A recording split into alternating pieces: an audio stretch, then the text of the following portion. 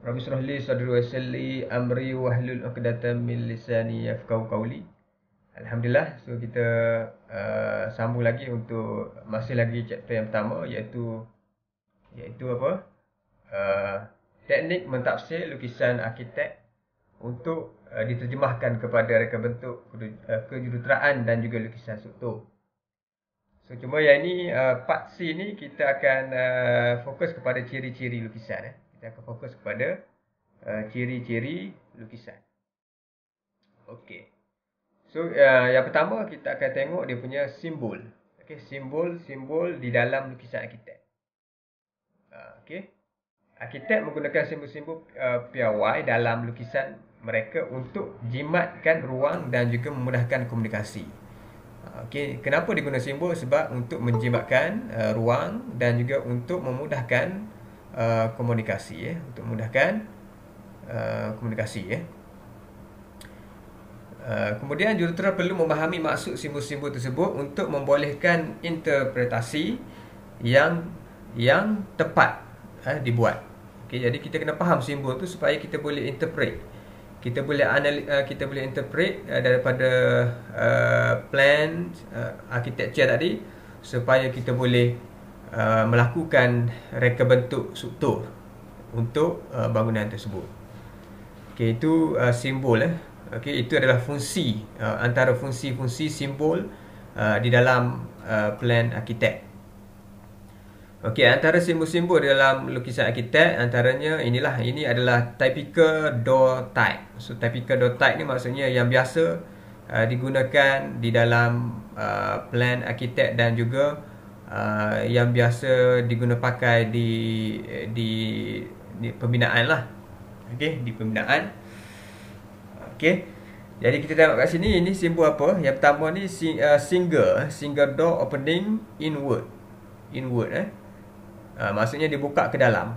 Okey, ini single door buka ke dalam, ini single door opening out, ni buka ke luar. So ini kena perhatikan ya. Yang ni kita tak boleh pasang ikut suka hati kita. Kita kena pasang mengikut plan arkitek mengikut plan arkitek. Okey. Sebab simbol-simbol ni semua ni halus kan. Jadi kena ni perhatikan dia punya ni dia punya bukaan ini. Maknanya kita kena buat seperti mana yang ada pada plan arkitek pada plan arkitek. Okey. Okey, kemudian kita single door interior. Okey, single door interior macam ni lah. Okey. Okey, yang ni double acting single door. So dia boleh buka luar dan juga ke dalam. Okey. Yang ni refrigerator door macam ni. So ini double door opening inward. Ini pintu dua daun yang buka ke dalam. Yang ni pintu buka dua daun buka ke luar. Okey. So ini pula double door interior. Yang ni in and out door. So dia ada dua, ada satu yang masuk, satu yang keluar. In and out door. Okey, ini sliding door. Ini biasa yang kita tengok dalam plan kita, sliding door lah kebanyakan. Ini yang pintu sliding. Okey. Okey, typical window tadi kita tengok ini adalah typical untuk door type. Manakala untuk typical window type, so inilah.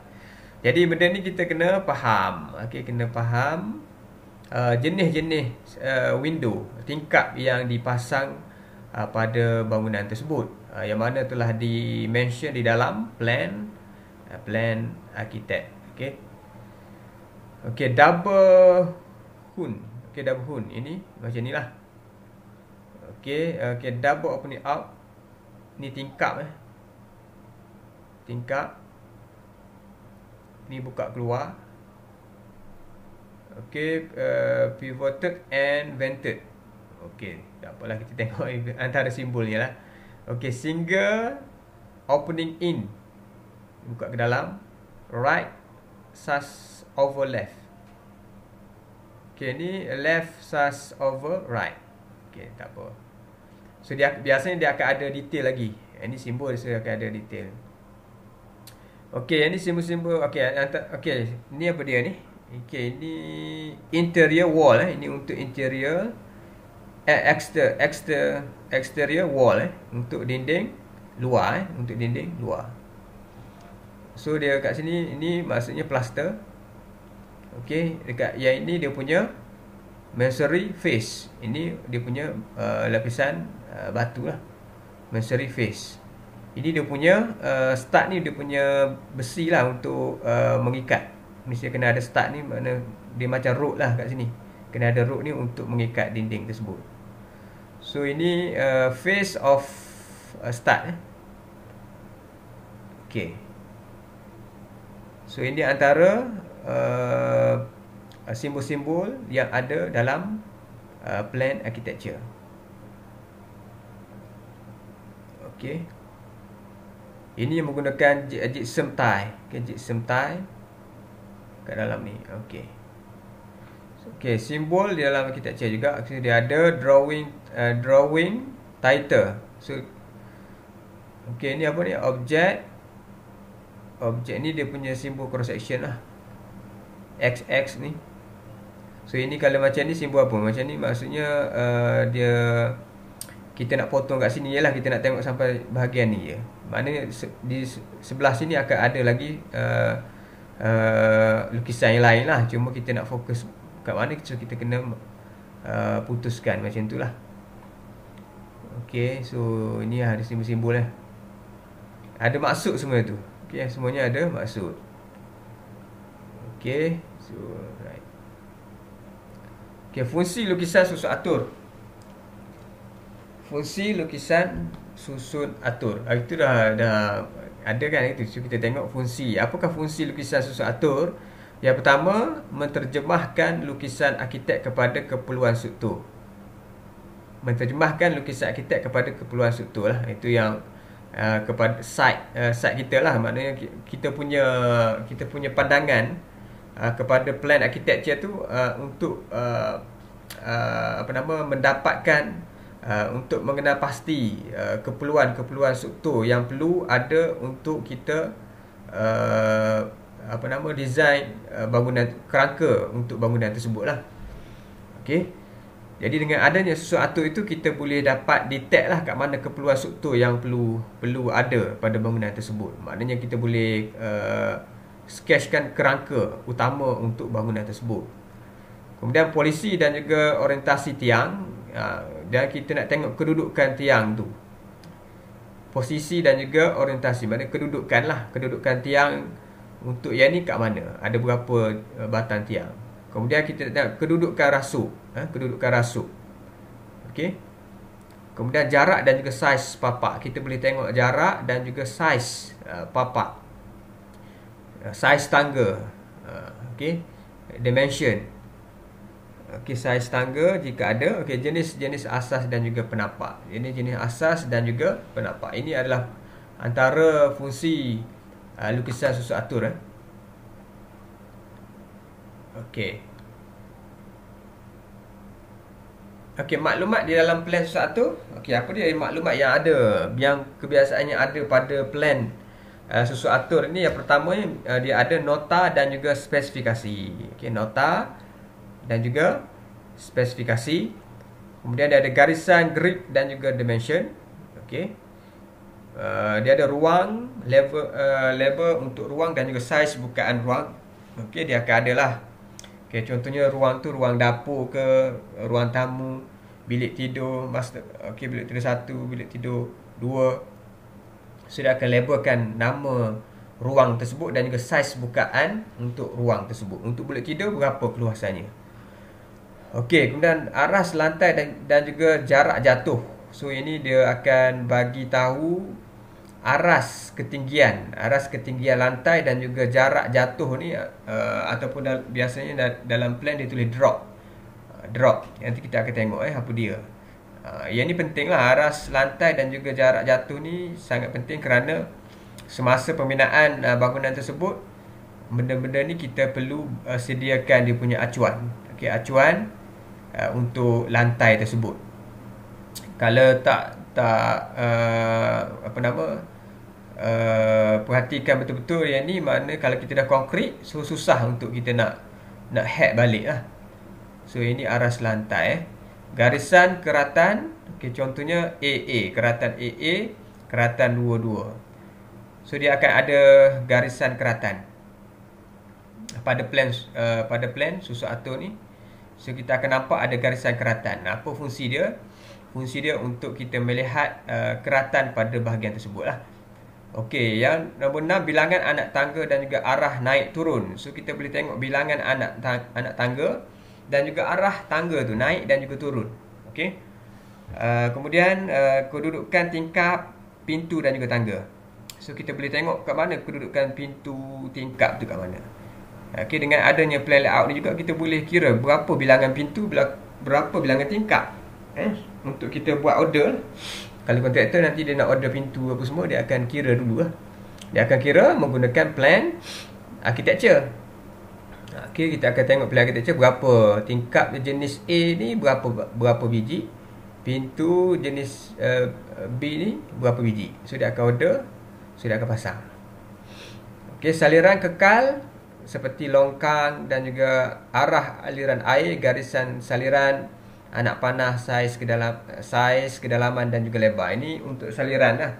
Saliran ini untuk infrastruktur. So untuk infrastruktur pun kita boleh tengok dia punya arah aliran air. Okey. Untuk longkang ni. Kemudian dia mestilah ada skala. So kita dah bincang itu pada minggu lepas berkenaan dengan skala. Skala yang digunakan adalah skala apa? Skala besar untuk plan architecture, mechanical, electrical dan juga plan struktur. Biasanya kita akan menggunakan skala besar untuk kita melihat dengan lebih detail. Okey, yang ini contoh nota spesifikasi yang ada pada plan architecture. So yang ini kita tengok nota dan juga spesifikasi perlu ini perlu dibaca. Perlu dibaca dengan teliti kerana ia memberi maklumat tambahan perincian kepada gambar lukisan. Okey, rujuk veteran jurutera. Jurutera akan mereka bentuk dan mengeluarkan lukisan struktur untuk bahagian ini. Okey. Rujuk veteran jurutera. Okey. Jadi yang ini untuk nota spesifikasi ni kita kena baca lah. Kalau kita tak faham, okey, biasalah kita tak faham ni kan. Kalau kita tak faham plan itu, kita boleh refer arkitek tu. Maknanya jurutera kena ada kontak lah. Kena tak faham, kita boleh tanya arkitek. Ini sebenarnya materi apa semua dan sebagainya. Kita tak faham kena tanya. Kalau tak faham kita tak tanya, memang tak faham apa sudah. Macam tu. Terutamanya masa kerja, masa belajar pun kita kena tanya kan. Kerja pun kalau tak faham kita kena tanyalah. Supaya okey, jangan malu bertanya Okey, jangan malu bertanya lah. Okey, so kita kadang-kadang kita tak faham kan. Apa benda ni dia lukis ni kan. So kita kena refer arkitek tersebut. Itu saja, mudah je sebenarnya kalau tak faham. So kita kena sentiasa belajar. Yang penting kena baca dia punya nota dan juga spesifikasi. Contoh kat sini, KT ni konkrit tertulang rujuk butiran jurutera. Okey, untuk konkrit bertulang ini kena rujuk butiran jurutera. Macam mana konkrit bertulang ataupun dia punya detail dalam konkrit tersebut. Okey, AL ni adalah aras lantai. Okey, IBS binaan sistem perindustrian, rujuk butiran pengeluar yang diluluskan JKR. JH ni apa? Tak nampak. Okey, ni dia punya saiz jubing per apa ni tak nampak. Okey, separuh gilak. Okey, lengkap dengan 30 kali 100 kali 9 mm. Okey, jubing kambi warna dan corak rujuk kelulusan arkitek. So ini kalau kita tak faham apa benda jubing ini, kena refer arkitek lah. Macam mana bentuk tu supaya kita boleh order lah. Biasanya kalau supplier kita cakap ni dia dah tahu lah. Supplier yang ni supply ni dia akan tahu lah apa benda yang kita nak tu. So okey. Jadi nota ni kena faham, tak faham kena tanya kepada yang buat ni. Okay, ini apa dia ni? 100 mm diameter sesalur elektrik rujuk butiran jurutera. Kat mana ni? Dekat sini. Dekat sini dia ada sesalur elektrik. Pipe lah, pipe untuk pendawaian. Saiz dia 100 mm diameter. Ini kena letak pipe ni sebelum konkrit. Apabila dah konkrit, susah kita nak tanam. Sebab tu kena study betul-betul plan ini. Okey. Terutamanya untuk kontraktor. Kontraktor ni, kalau kita sebagai kontraktor, sebab kita nak bina bangunan tu, kita kena faham betul-betul. Sebelum kita konkrit sesuatu lantai, beam, apa semua, kena check dulu. Mungkin ada benda yang ada keperluan untuk mechanical, electrical kat situ kan. Dia nak letak pipe ke dalam beam ke, dalam slab ke. Untuk wiring tu kita kena pasang siap-siap sebelum konkrit. Jadi macam mana kita nak tahu benda tu? So kena pandai baca plan arkitek, kena study plan ini. Kemudian dia dekat plan arkitek dia ada grid line. Okey, dia ada grid line dan juga dimensi. Grid line ini tujuannya apa? Garisan ini dibuat untuk memudahkan rujukan, dibuat untuk menentukan suatu lokasi. Satu lokasi akan ditentukan dengan merujuk pertemuan di antara dua grid X dan juga Y. Contohnya GL1C adalah satu tiang. Okay, jurutera perlu menggunakan grid yang sama dengan arkitek. So kita kena menggunakan grid yang sama dengan arkitek supaya dia sinkronis lah dengan ni. Sebab kita akan rujuk kedua-dua tu plan tu. Okey, apa maksud GL1C ni? Okey, kita tengok kat sini ada tak? Okey, GL1C ni maksudnya di sini.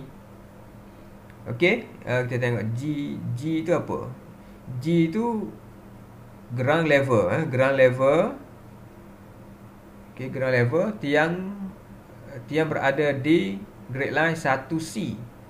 Ni satu, ni pada X, pada X1 ni. Dan C kat sini. Okey.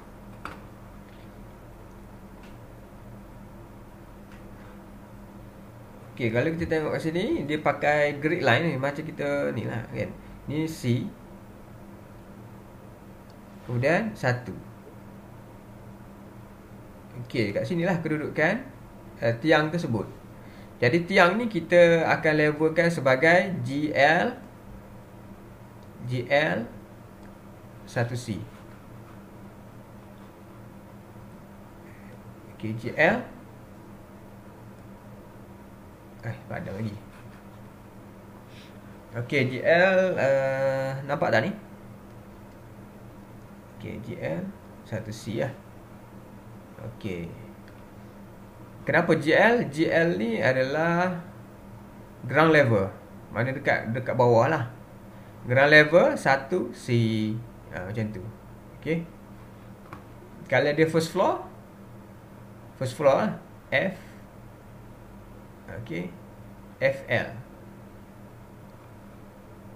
Okey. Kemudian dimensi ya, dimensi. So grid line tu macam tu lah maksudnya. Contohnya kita nak tahu tiang ni berapa? Berapa dia punya tu? So yang ini sama dengan apa? Kita tulis GL ground apa GL ni? Ground level Ground level apa? 2/C untuk tiang ini. Okey, kalau beam ini daripada sini ke sini, macam mana kita nak tulis? Untuk beam, katakan beam lah. Beam. Okay, beam. C/2. Silap. C/12. /12.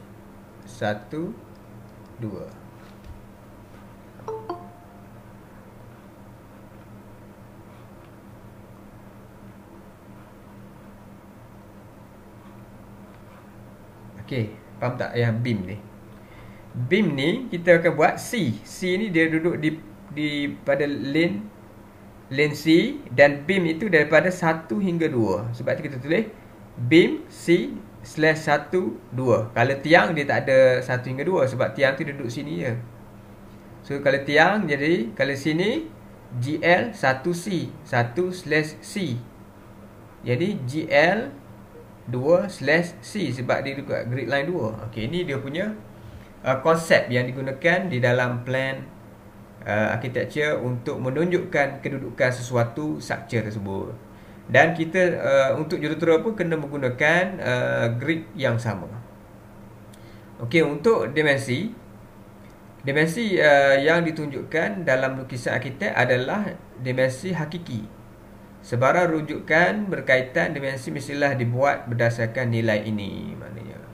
Maknanya dimensi nilai itu adalah nilai yang sebenar lah, nilai size yang sebenar lah. Okey. Maknanya kita akan refer dimensi yang telah disediakan oleh architecture untuk kita punya size tiang, untuk kita punya panjang tiang, luas untuk slab tu, so kita kena refer arkitek. Okey, so yang biru ni yang merah ni dia punya grid line, yang biru ni dimension. Okey, dimension ni awak dah biasa sebab awak dah belajar lukisan kejuruteraan. Okey, so ini dimension. Okey, label ruang dan juga saiz bukaan ruang. So kat sini dia akan ada label untuk ruang. Contoh kat sini jemuran. So dia akan dekat table ni dia akan adalah carport kat sini berapa luas keluasan dia. Okey, ruang legar 7.5. Ruang tamu 24.8 keluasannya. Okey, cuma kita tahulah kita tahu unit apa ni. Ruang makan 18. So dia akan ada label lah, label ni dapur basah, ni ruang basuh. Okey, bilik air 5. Okey, bilik tetamu, utilities, dapur kering. So mesti ada label lah. Okey. Okey, label-label ni penting juga. Sebab contohnya untuk bilik air, katakan bilik air mesti kita kena pasang waterproof. Waterproof kat sini. Supaya dia tidak kalau dekat atas nanti dia tak bocor, ataupun konkrit yang ni lah, supaya tidak bocor. Okey. So kita pergi yang seterusnya. Ni apa lagi ni? Maklumat mengenai saiz bukaan ruang ada yang datang dalam bentuk jadual atau ditulis terus dalam lukisan. Okey. Okey, maklumat saiz ruang ni ada yang datang dalam bentuk jadual macam ni, jadual. Okey. Ada yang terus dia tulis dekat sini, dekat plan tersebut. Okay, maklumat lain berkaitan ruang, rujuk spesifikasi. Ni simbol-simbol ni kita kena rujuk spesifikasi ataupun nota tadi. Nota spesifikasi dia akan beritahu ni IBS ni apa, JS ni apa, KT ni apa. So kita kena refer nota spesifikasi tu. Biasanya pada surat pertama tu akan ada nota lah. Okay, label ruang memberi maklumat jenis kegunaan ruang. Okay, faham Okey, aras lantai dan juga jarak jatuh. Okey, ini kita kena faham aras lantai. Aras lantai ni biasanya simbolnya AL. AL ni adalah aras lantai, ketinggian lantai tersebut daripada permukaan bumi. Daripada permukaan bumi tu nilainya kosong. Kita tengok kat sini apakah nota tu. Okey, memberi maklumat mengenai beberapa tinggi lantai daripada satu datum yang khusus, biasanya dari aras laut. Okey, sebenarnya daripada laras purata laut yang kita belajar geometrik tu. Okey, ianya juga menunjukkan perbezaan tinggi lantai untuk ruang-ruang yang berbeza. Dalam contoh ini AL aras lantai, okey, rujukan adalah tinggi tanah di luar bangunan, iaitu AL sama dengan kosong. Maksudnya kat sini biasanya aras lantai ini kita akan refer daripada aras laras purata laut. Okey. Tapi aras laras purata laut ini juru ukur saja yang faham. Kalau macam kontraktor dia susah nak faham. Sebab benda tu daripada aras laras purata laut tak nampak. Okey. Sebab ni kalau macam ni tanah. So kalau kita ambil tinggi itu daripada aras laras purata laut, ketinggian ini katakan ketinggian tanah ni katakan 100 meter daripada aras purata laut. Jadi susah untuk kontraktor untuk faham ni 100 meter ni.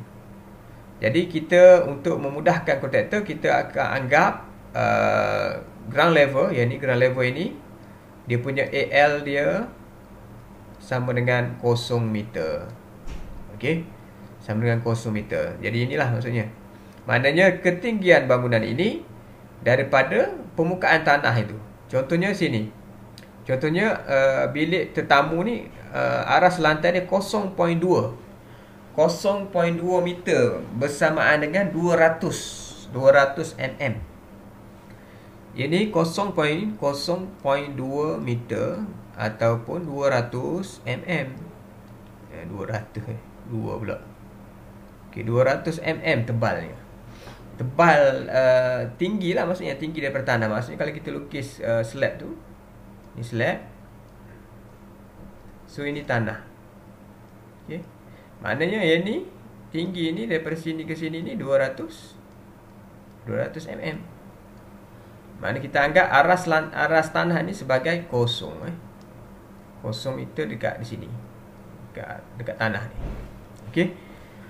Okey, kalau yang ni untuk anjung kereta ni 0.1 meter. Maknanya macam mana tu? Kalau kat sini, okey, ini katakan ini ruang tamu tadi, lantainya. Kemudian pos tu dia separuh daripada lantai kita tu, ini 200. Ini 200 mm. Yang ni 100 mm. Ini kapos, yang ni bilik tamu. Mesti dia adalah dalam 100 meter ni atas. Okey. Kapos ni dia mesti rendah daripada ni. Okey, macam itulah maksudnya. Ini aras lantai maksudnya. Okey. Jangan pula kita konkret sama level je kapos dengan ruang tamu. Okey, jadi sebab tu kena faham simbol itu. AL ni aras lantai. So okey, kalau kat sini dia ada drop tak? Okey, JJ ni. JJ ni drop. Jarak jatuh 50 mm. Apa maksud 50 mm? Okey, contohnya dekat sini ruang tamu. Ruang tamu ini bilik sebelah sini. Okey. Ruang tamu ni 200, sebelah sini dia akan turun lagi 50. Okey, contohnya saya lukis kat sini. Okey, kat sini adalah ruang tamu. Okey, ni ruang tamu lah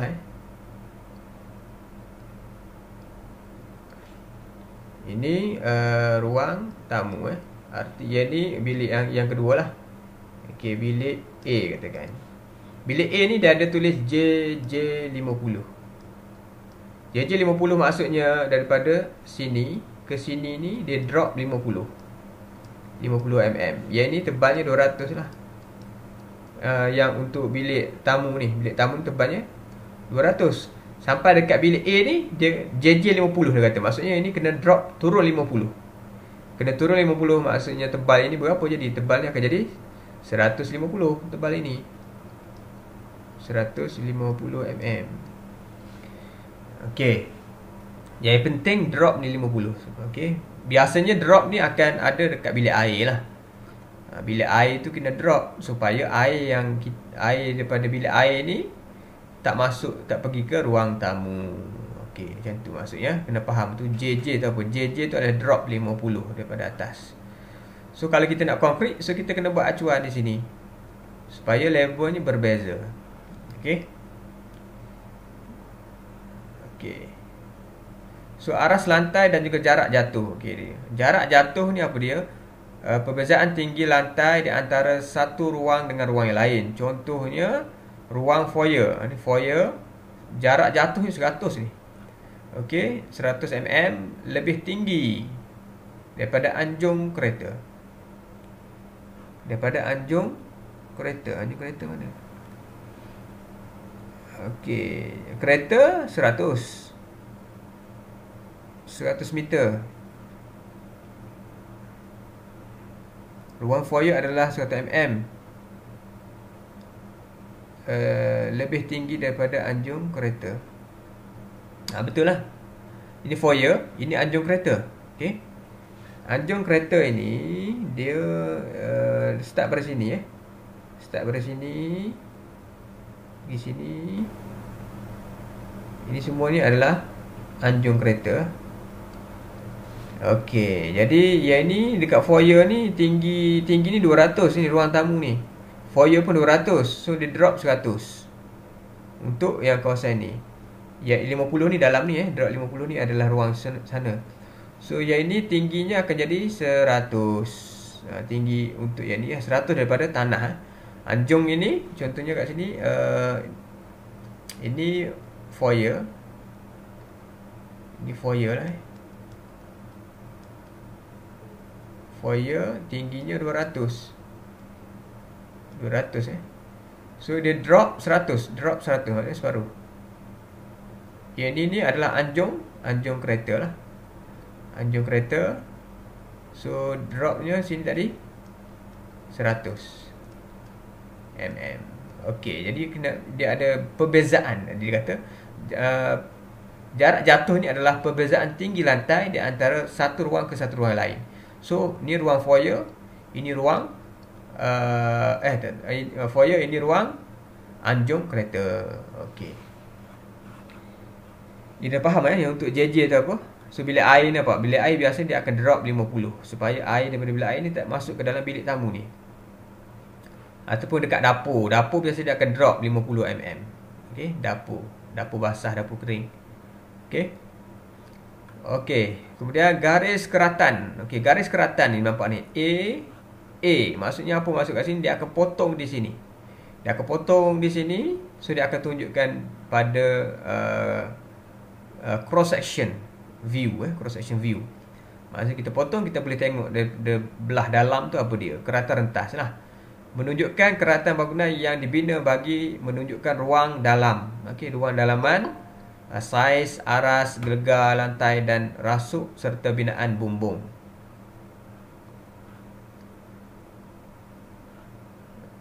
Okey, ini cross section maksudnya kat sini kita kena tengok lah. Maknanya ini keratan ini adalah di sini pada A. Okey, boleh nampak. So kita boleh nampak kat sini juga A, B, C, D, E, F, G ni.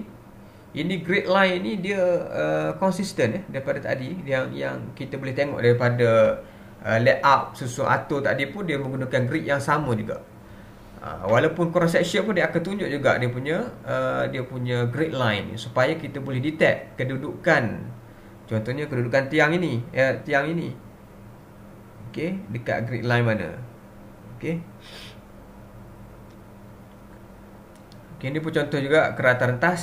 Okey, A sudah akan tunjukkan. Okey, keratan rentas menunjukkan keratan bangunan yang dibina bagi menunjukkan ruang dalam, saiz aras gelegar lantai dan rasuk serta binaan bumbung.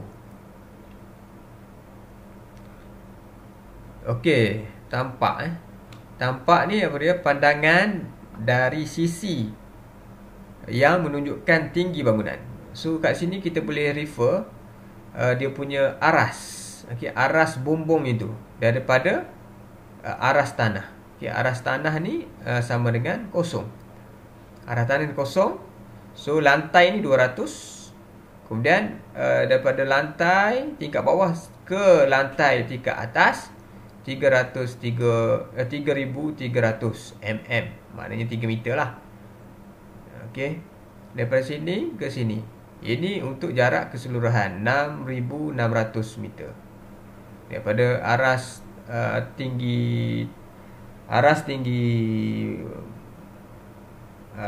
tingkat bawah. Aras tingkat bawah ni ke atas 6600 mm. Okey, yang ni 3300, ini 3300 tinggi dia. Okey. Ketinggian itu penting juga. Kenapa penting ketinggian ni? Sebab kita maksud ini adalah panjang tiang tu. Ini sebenarnya panjang tiang yang kita akan design untuk tiang ini. Berapa panjang dia? Sebab kita tengok daripada atas tak nampak panjang dia. So panjang dia adalah 3300 mm ataupun 3.3 meter. Okey, ini pun sama juga. Ini bawah pun 3.3 meter. Ini pun 3.3 meter untuk tiang. Okey, bilangan anak tangga dan juga arah turun naik. Okey, ini apabila ada tangga. So, yang pertama, teliti perkataan NK. NK sama dengan naik atau TN. TN ni adalah turun. Okey. So nampak ni NK. NK ni yang merah ni naik, yang biru ni turun. Okey, yang biru ni turun, merah naik. Perhatikan arah anak panah ni. Maksudnya kita boleh nampak lah. So yang ini akan naik, so sini naik. Okey. Kalau daripada atas dia akan turun belah sini, turun. Okey, ini aras bawah. So dia akan naik daripada sini ke atas dan turun ke sini lah. Turun ke sini. Mana boleh turun kat sini? Ini kena naik. Ini turun mesti di sini. Okey, kerana aras tingkat 1 pula ini naik naik ke aras 2 lah. Okey, ini naik ke aras 2. Daripada 1 ke 2. Ini daripada bawah ke 1. Pada 1 ke 2 lah. Okey. Ini naik kan? NK ni naik sampai atas. Okey. So ini turun balik ke sini lah. Cross check pada kerata rentas. Okey, cross check pada kerata rentas.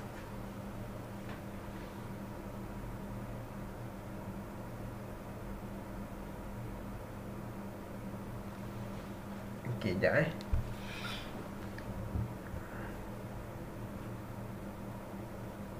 Cross check pada kerata rentas. Bilangan mata tangga perlu dikira dan dinilai supaya rise and tread mempunyai dimensi yang menepati piawai. So kita boleh kira lah dia punya bilangan. Bilangan mata tangga perlu dikira. Ni lah bilangan dia ni. Anak tangga ni berapa? Kita boleh kira lah 1, 2, 3, 4, 5, 6, 7, 8, 9, 10. Kemudian dia akan ada rest. Rest ni ada slab tengah-tengah ni. So baru naik lagi 1, 2, 3. Ni anak tangga lah. Kita kena kira betul-betul lah. Okay. Supaya dimensi itu dapat dikira menepati piawaian. Sebab tangga ni dia ada ruang kepala yang ikut piawai lah, yang lepas. Kadang-kadang ruang kepala tu terlampau rendah sangat, tak boleh juga. Dia ada piawaian untuk tangga punya saiz. Okay. Kedudukan tingkap dan pintu tangga.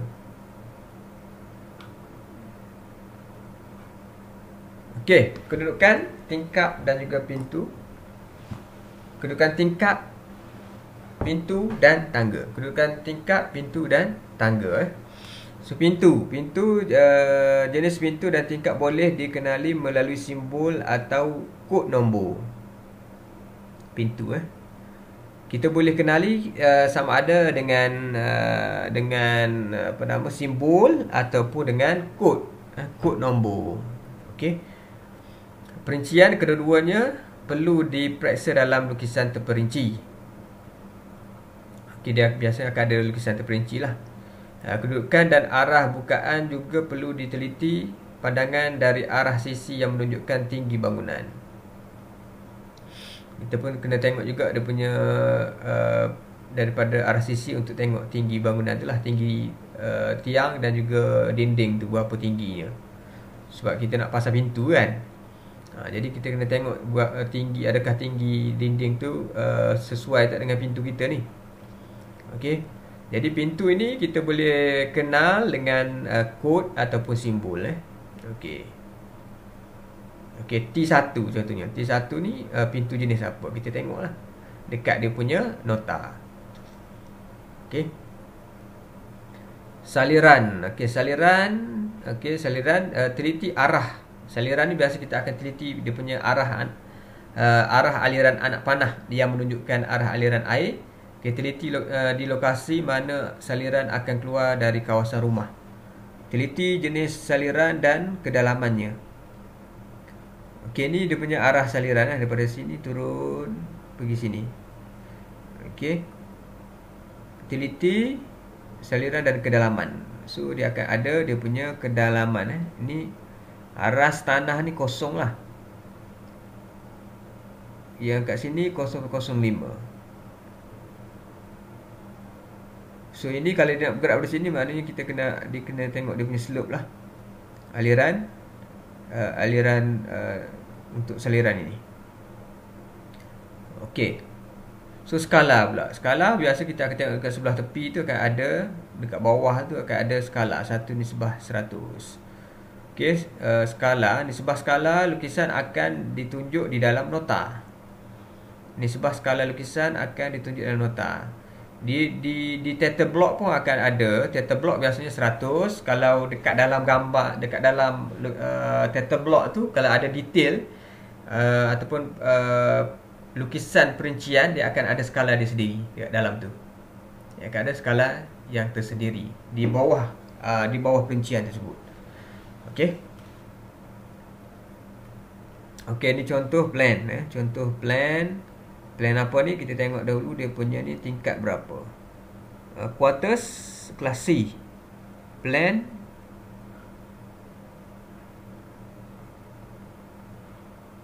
So dia akan ada spesifikasi lantai. Okey, spesifikasi lain. Ni simbol kod dia. Ni untuk longkang konkrit, tuang dulu separuh bulat. Ni. Okey. Kena baca ni nota ni. Spesifikasi dinding. Dinding pun dia ada spesifikasi dia. Untuk dinding tu macam mana. Okey. Dinding luaran 600 x 200 x 150 mm. Okey. 600 x 200 x 150 mm. Dinding blok konkrit CSR AAC atau setara dengan 12 mm tebal. Lepaan simen CSR di sebelah luar 5 mm tebal. Lapisan skim di sebelah dalam. Untuk dinding luar ni, dekat sebelah luar dia kena plaster simen setebal 5 mm. Di dalam tu dia menggunakan plaster skim. Plaster skim ni yang plaster yang halus lah. Ni halus, dia punya permukaan tu licin. Dekat luar dia kasar sikit. Okey, dinding dalam dia pakai 600 x 200 x 150 tebal. 150 ni tebal. Okey, dinding blok konkrit ni blok konkrit tu lah. 600 mm x 200 mm x 150 tebal ni blok ni dia yang susun ni. Okey. Atau setara dengan 5 mm tebal. Lapisan skim di kedua permukaan. Okey, kalau dia ni dalam bangunan, kedua-dua tu kita pakai lapisan skim untuk kita plaster dia lah. Untuk kita plaster. Okey, kalau rumah, kalau dinding luar ni dinding luar lah. Ni dinding luar. Yang ni dinding sebelah dalam. Sebelah dalam ni kita kena pakai skim. Lapisan skim. Yang kat luar ni kita pakai plaster. Kita pakai mortar je lah, setebal 5 mm. Kalau dinding dalam, contohnya yang dalam ini, kedua-dua ni belah dalam. Okey, ini foyer ni kat luar. Ini dalam, ni pun dalam. So kedua-duanya kita kena menggunakan lapisan skim. Selepas kita susun bata tu kan. So katakan ni lantai. So kita susun bata kan, dekat sini susun bata. Yang saiz tadi lah 600 kali 200 kali 150 tebal. Dia susun bata ni kan, dah susun bata. Okey, dia susun butter tu kita akan plaster ni. Kita akan plaster supaya tak nampak butter ni. Kalau dekat luar tu kita plaster dengan mortar setebal 5 mm. Kat dalam kita pakai skim.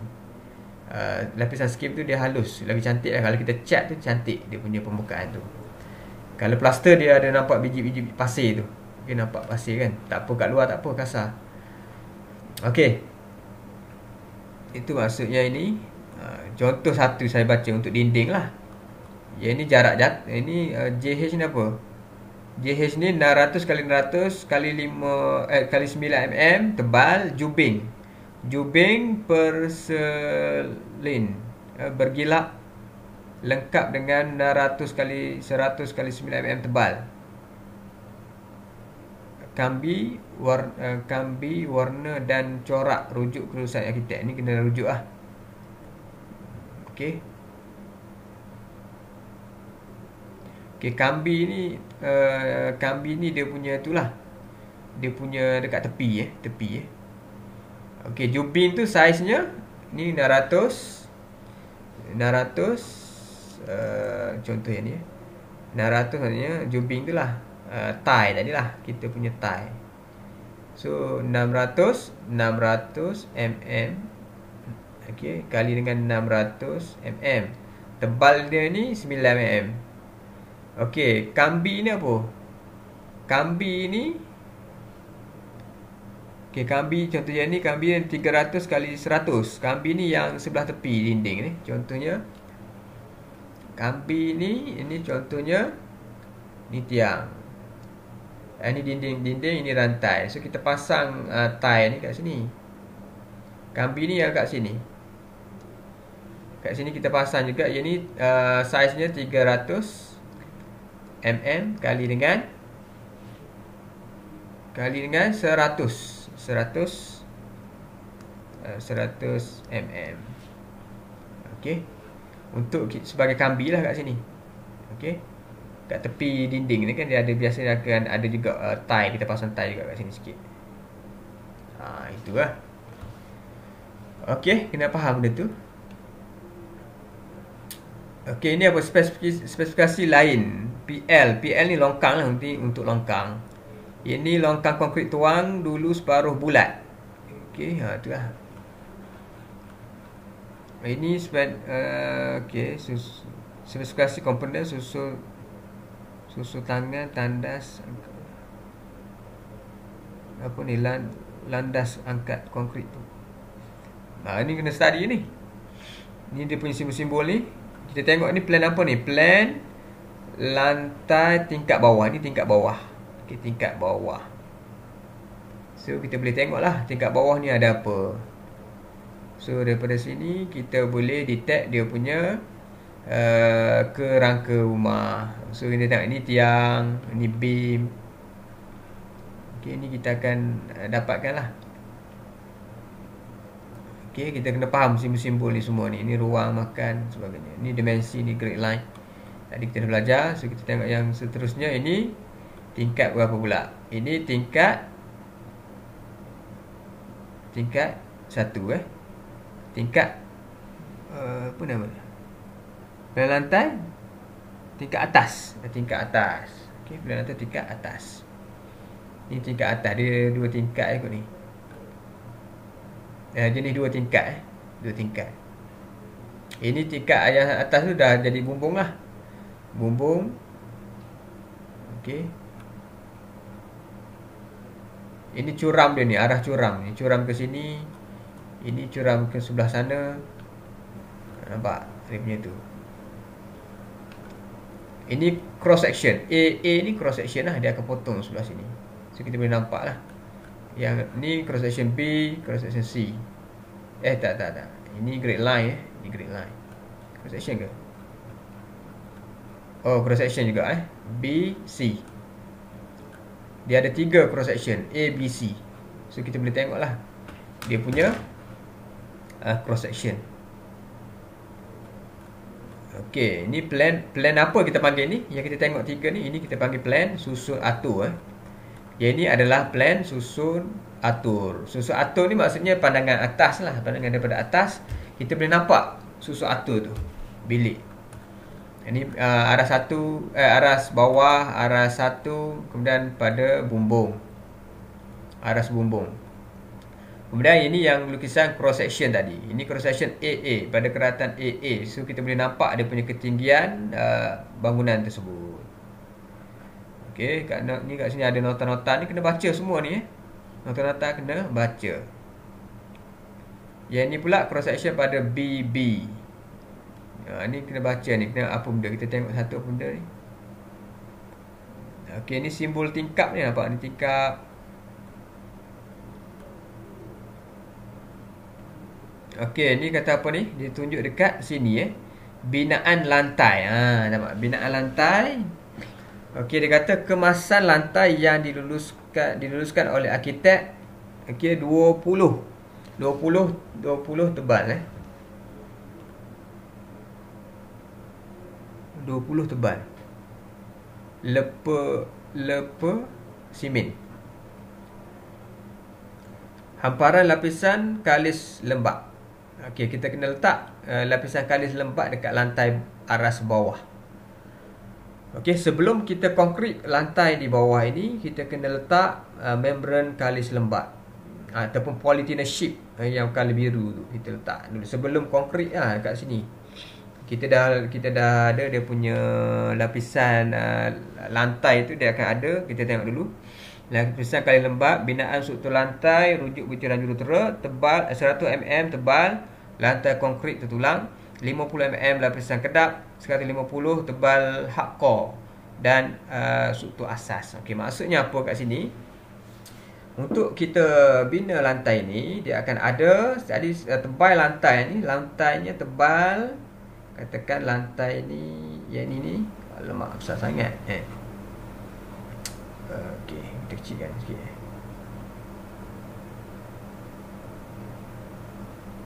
Okey.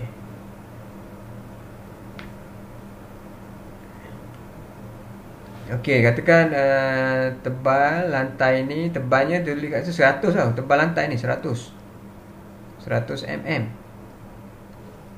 Tebal lantai. Di bawah lantai tu kita kena pasang satu lapisan. Kita lukis yang barulah. Contohnya kat sini. Ini lantai. Ini konkrit lantai setebal berapa? 100 mm. Okey. Kemudian di bawah ni kita akan pasang satu lagi lapisan kalis lembap. Ini lapisan kalis lembap. Ini kita akan pasang. Okey, lapisan kalis lembap. Kalis lembap. Lapisan kalis lembap. Okey. So dekat sini akan ada satu lagi lapisan kedap. Okey, lapisan kedap 5 mm, 50 mm. Lapisan kedap kat sini. Okey, lapisan kedap tebalnya 50 mm. Okey. Biasanya lapisan kedap ni daripada pasir lah, sand. Kita letak pasir. Ni lapisan pasir.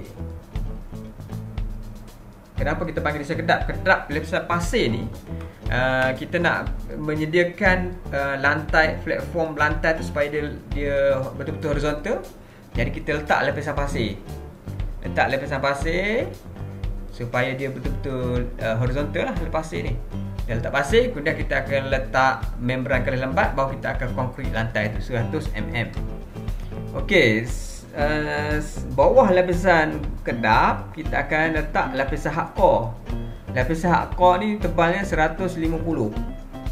Maknanya daripada sini ke sini tebal lapisan hardcore. Ini 100. Okey, lapisan hardcore. Hardcore ni berapa tadi? 150 mm. Hardcore ni apa dia? Crusheran batu. Batu sini. Kita tambah batu dan kemudian kita akan compact. Kita akan compact dengan mini compactor. Kemudian ini punya mana pembinaan lantai tu kita kena start dengan lapisan hardcore ni. Lapisan hardcore kita kena tambah batu bercampur dengan pasir ataupun kita panggil crusheran. Kita panggil itu tambah. kita compact, kemudian letak lapisan ketat 50mm. Lepas tu kita akan letak link konkrit, biasanya link konkrit. Lapisan kedap letak lapisan kedap, lepas tu kita letak membran kalis lembat tadi. Lapisan kalis lembat, kemudian kita akan letak link konkrit. Link konkrit, kemudian barulah kita akan konkrit lantai tu 100 mm tebalnya. Okey. Alright, so faham guys tu, ini untuk keratan B, keratan B. Ini pandangan hadapan. So kita boleh nampak dia punya ketinggian. Dan juga pada permukaan sinilah ada apa tingkap pintu dan sebagainya kat sini. Okey, kemudian ni pandangan belakang. Kat belakang tingkap jenis apa? Kita nak tengok. Okey, ini material apa ni? Dia ada material dia. Kita kena tengok lah. Kena setiap ayat yang ada pada lukisan arkitek tu kita kena baca. Ini apa dia ni? Dia pakai rem tetap aluminium jenis breezeway atau setara rujuk butiran. So ini dia pakai